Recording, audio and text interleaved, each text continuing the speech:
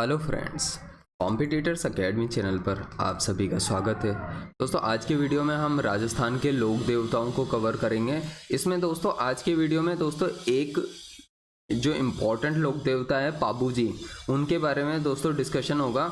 और इस तरीके से आगे जो है हड़बू जी, मेहा जी, रामदेव जी, गोगा जी और बाकी सभी अन्य जो जो इम्पोर्टेंट लोक देवता है उनके बारे में चर्चा होगी। दोस्तों ये वीडियो जो है दोस्तों आरएस मेंस 2021 एग्ज़ाम के पॉइंट ऑफ व्यू से काफ़ी हेल्पफुल होगी आपकी। इसके अलावा दोस्तों अगर आप आगे भविष्य में आरएस एग्ज़ाम की तैयारी कर रहे हो तो भी वहाँ पे हेल्पफुल होगी।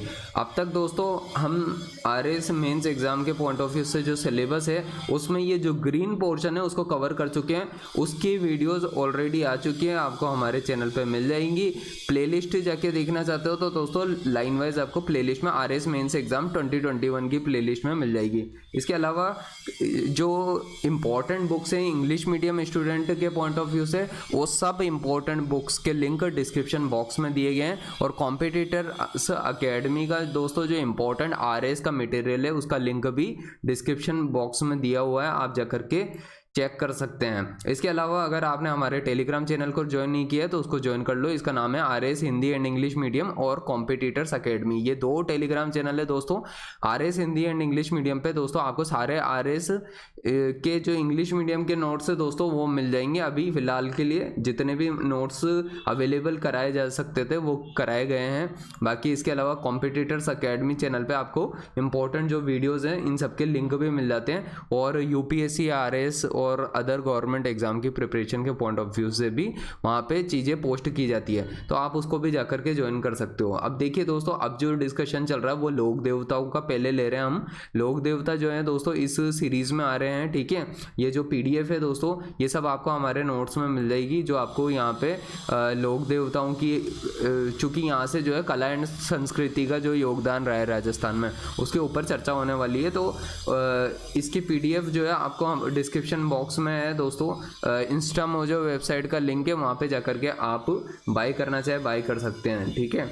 चलिए दोस्तों अब हम डिस्कशन की तरफ बढ़ते हैं बिना समय गवाए। अभी पाबू जी के बारे में जानते हैं कि पाबू जी का जो इतिहास था उसको लेकर के, कि उनको जो है इतिहास में क्यों इतनी जगह दी गई है, इतना क्या इम्पोर्टेंट योगदान था।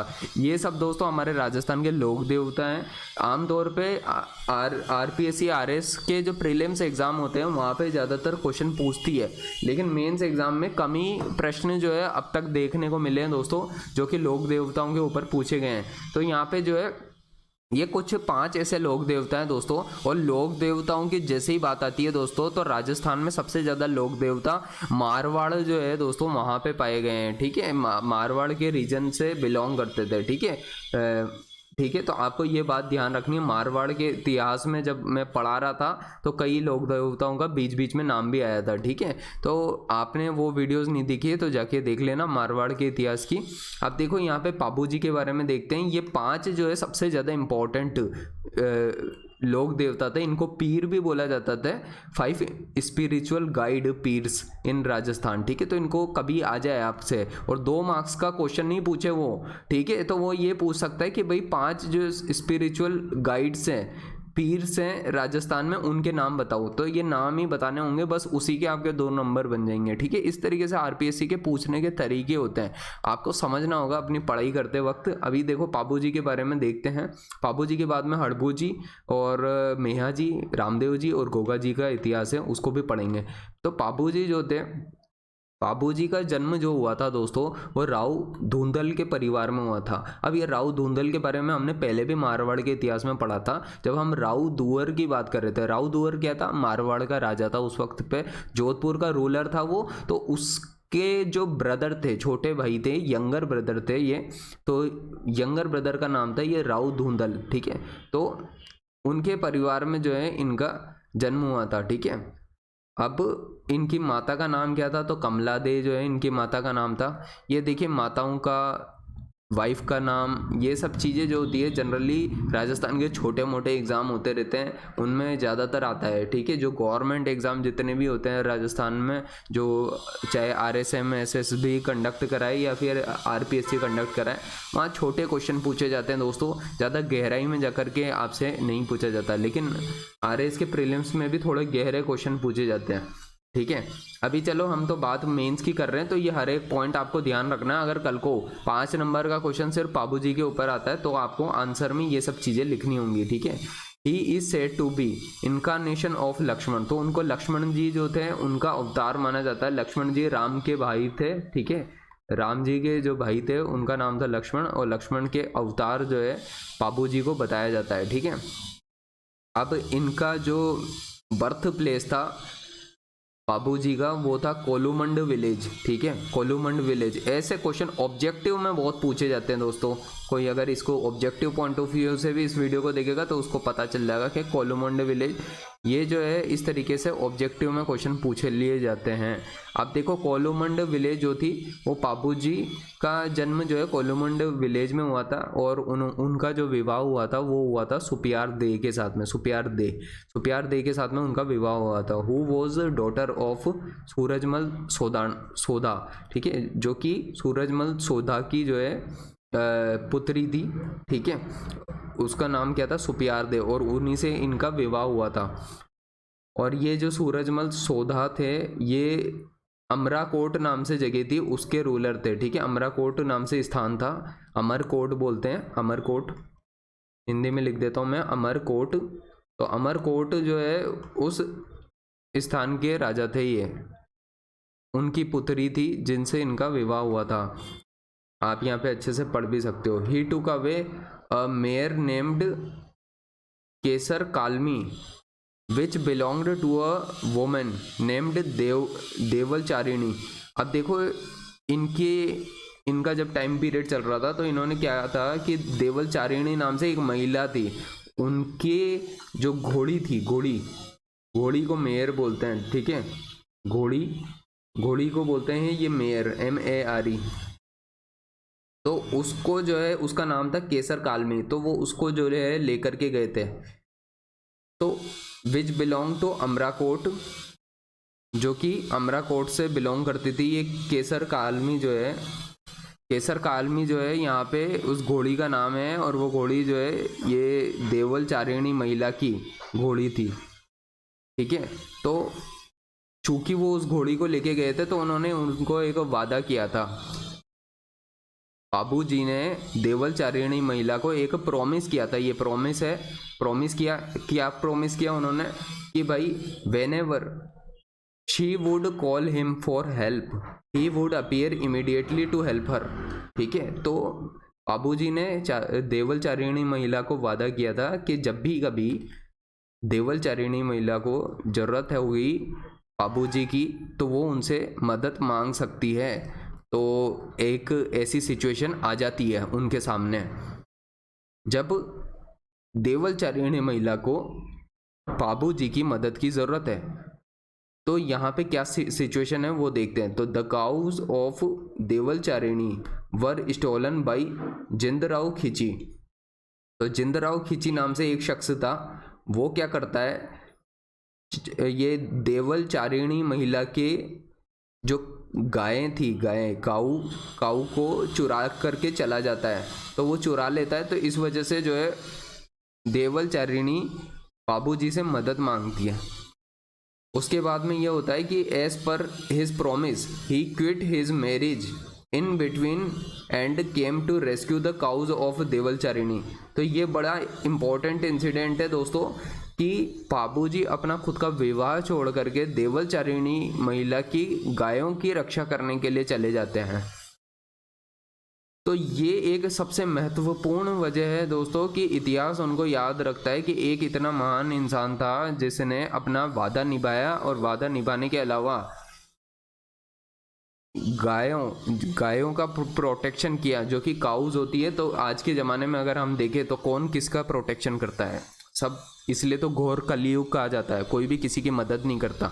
लेकिन अगर आप देखोगे तो चारिणी महिला की जो गाय थी उनकी रक्षा करने के लिए जिंद ये जो पाबू जी थे वो खुद अपना विवाह तक को छोड़ करके आ गए थे। ठीक है, तो ये कोई छोटी बात नहीं है, बड़ा इंसिडेंट था, इस वजह से इनको याद किया जाता है। और पाबू जी डाइड वाइल फाइटिंग, पाबू जी died while fighting against जिंदराव Khichi. तो एक मुठभेड़ होती है, एक लड़ाई होती है पाबू जी की जिंदराव खिची के साथ, और इसमें पाबू जी की डेथ हो जाती है, पाबू जी मर जाते हैं फाइट करते हुए। ठीक है, तो the fair of Pabu ji is organised in the Kolumand village on the last day of dark fortnight of Chaitra month. तो दोस्तों एक बड़ा महान काम था, पहले के ज़माने में जो है लोग बड़ी इन चीज़ों को रेस्पेक्ट देते थे, इस वजह से जो है आज तक पापू जी का नाम चल रहा है। आज के टाइम पे जो है हम अगर हमारे जो स्वतंत्रता सेनानी हुए तो उनको याद करते हैं, तो इसलिए याद करते हैं क्योंकि उन्होंने कुछ ऐसा काम किया जिसकी वजह से जो है हम इतने सारे इम्पोर्टेंट डेज होते हैं इंडिया में जो मनाए जाते हैं। उसी तरह से राजस्थान की एक विलेज है कोलुमंड विलेज, वहाँ के लोग जो है पाबू जी के नाम पे फेयर मनाते हैं, मेला मनाते हैं। ठीक है, और ये मेला मनाया जाता है last day of the dark fortnight of Chaitra month. तो चैत्र महीने की जो अमावस्या की रात होती है, ठीक है, उसके लास्ट डे पे ही मनाया जाता है। ठीक है, last day of the dark fortnight of Chaitra month. तो इस तरीके से कई बार 2 मार्क्स में आपसे पूछा जा सकता है कि इनका मेला कब मनाया जाता है। ठीक है, अब देखिए Pabu ji is वॉरशिप्ड as camel God, उनको केमल गॉड की तरह भी वॉरशिप किया जाता है, एंड प्लेग प्रोटेक्टिंग गॉड। ठीक है, तो कुछ लोग उनको केमल गॉड या प्लेग प्रोटेक्टिंग गॉड के नाम से भी उनकी पूजा करते हैं। ठीक है, तो केमल रेयरिंग जो होती है, यहाँ पे क्या होता है कि केमल रेयरिंग कास्ट एक है दोस्तों, ये ऐसे क्वेश्चन जो है ना ऑब्जेक्टिव में बहुत पूछे जाते हैं, आपको याद हमेशा रहना चाहिए। द केमल रेयरिंग कास्ट एक राइका रेवाड़ी नाम से जो है, हिंदी में भी लिख देता हूँ, रेवाड़ी नाम से जो है दोस्तों, रेवाड़ी नाम से या रेबारी नाम से भी कह सकते हो आप, रेबारी भी बोल सकते हो। Rebari consider them as their worshipping god. तो हर एक अपनी अपनी जगह पे कास्ट है, जाति है। हमारे इंडिया में बहुत सारी जाति प्रथा है, तो जातियाँ इतनी हैं, तो रेका और रेवाड़ी जो जाति के लोग हैं वो इनको जो है, इनको जो इनकी वॉरशिपिंग करते हैं पाबू जी की। ठीक है, उम्मीद करता हूँ यहाँ तक तो आपको समझ आ गया होगा। अब देखो, चंदा एंड दमा वर 2 इम्पोर्टेंट असिस्टेंट ऑफ पाबू जी। ये जो है चंदा और रमा को जो है बताया गया है, चंदा और दमा जो है उनकी 2 इम्पोर्टेंट असिस्टेंट थी, और पाबू जी के 2 इम्पोर्टेंट शिष्य थे। ठीक है, इसके अलावा Ashiya Morji wrote a book named Pabu Prakash. तो आशिया मोरजी ने जो है एक किताब लिखी है, बुक लिखी है पाबू प्रकाश। ठीक है, पाबू प्रकाश नाम से किताब लिखी है। देखो, हम सब अपनी अपनी लाइफ में किसी न किसी से इन्फ्लुएंस होते हैं, उसी तरह से पाबू जी से इन्फ्लुएंस होकर के आशिया मोरजी ने जो है ये किताब लिखी उनके ऊपर ही, जिसका नाम था पाबू प्रकाश। ठीक है, तो ये जो है इस तरीके से इम्पोर्टेंट ग्रंथ हो जाते हैं, और हम देखते हैं कि इतिहास में बहुत सारे इंडिया में ग्रंथ लिखे गए हैं। अब यहाँ पे एक और इम्पोर्टेंट बात आती है, फड़।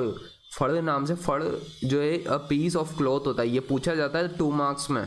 ठीक है, 2 मार्क्स में पूछा जाता है आरएस के मेंस एग्जाम में। तो the phad a piece of cloth on which something is written. तो मतलब एक कपड़ा होता है, कपड़े के ऊपर कुछ लिखा रहता है। ठीक है, उसी को जो है फड़ कहा जाता है। और the Phad of Pabu ji is read by the ascetic people. ठीक है, of the Bhil caste. Ascetic मतलब जो कि भगवान में विश्वास रखते हैं, उनको ही असेटिक बोलते हैं। तो असेटिक पीपल जो होते हैं, पीपल ऑफ भील कास्ट, तो भील कास्ट के असेटिक पीपल जो है ये पाबू जी के बारे में लिखा होता है, इनके ऊपर, फड़ के ऊपर। ठीक है,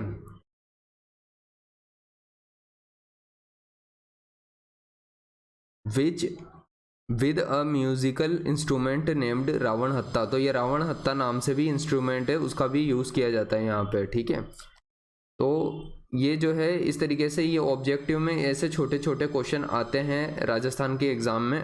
ये रावण हत्ता हो गया, यहाँ पे ये फड़ हो गया, फड़ किससे संबंधित है, या फिर आशिया मोड़ जी ने कौन सी किताब लिखी थी उसके बारे में, पाबू प्रकाश। ये पॉइंट है, ये हर एक पॉइंट एक क्वेश्चन है, ठीक है। इस तरीके से पढ़ना है और ऐसे ही पढ़ाई की जाती है, ठीक है। तब आपको क्लैरिटी आ जाएगी कि एग्ज़ाम कैसे क्रैक करना है, ठीक है।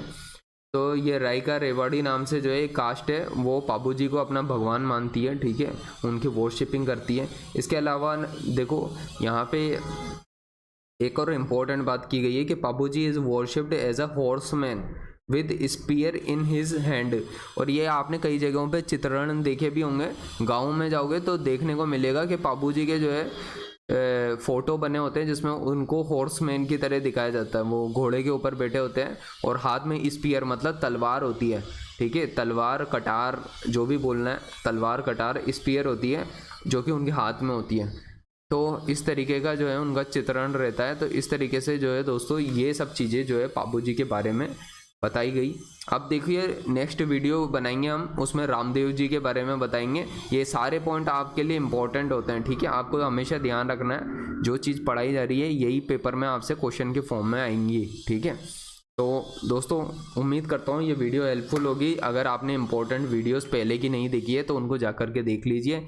अब तक जो है यहाँ तक का तो पोर्शन कवर अप हो चुका है। अभी यहाँ पे लोक देवताओं की बात हो रही है, लोक देवताओं का पोर्शन हम कवर करेंगे धीरे धीरे करके। ये पूरे राजस्थान का जितना भी इतिहास है उसको कवर कर दिया जाएगा, इंग्लिश मीडियम के जितने भी स्टूडेंट हैं उनके पॉइंट ऑफ व्यू से।